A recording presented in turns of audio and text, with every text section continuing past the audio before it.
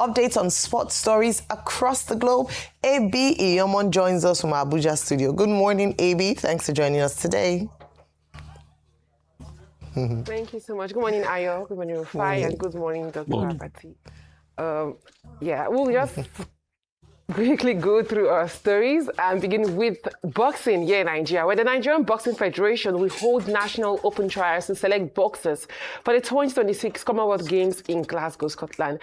Well, the trials will take place during the first National Boxing Week from March 1st to 6th, 2026, at the Bra Ayonete Boxing Complex in Lagos. The trial is open to affiliated clubs, state associates, institutions, and eligible Nigerian boxers worldwide.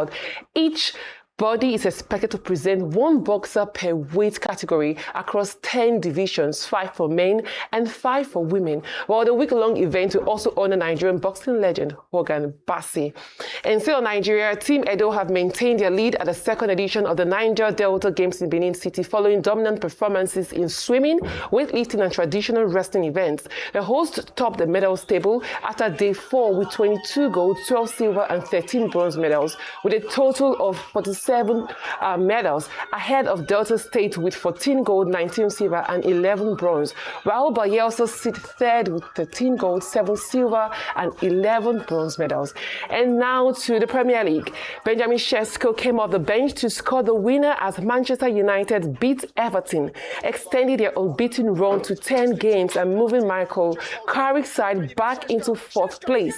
His late strikes against Everton and also in the last game against West Ham could prove valuable as United keep fighting for a return to the Champions League after a 2-year absence.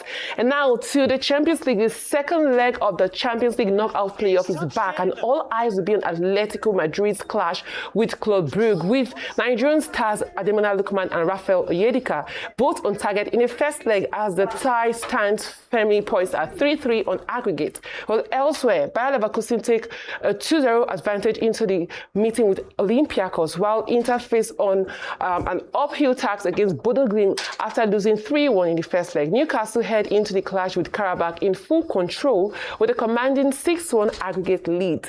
And still in Europe, Benfica's Gianluca Prestiani has been handed a provisional 1-match suspension after Real Madrid's Vinicius Jr. reported alleged racist abuse last week. But the Argentine winger is set to miss the second leg in Madrid to UEFA's investigation still ongoing and further punishment possible.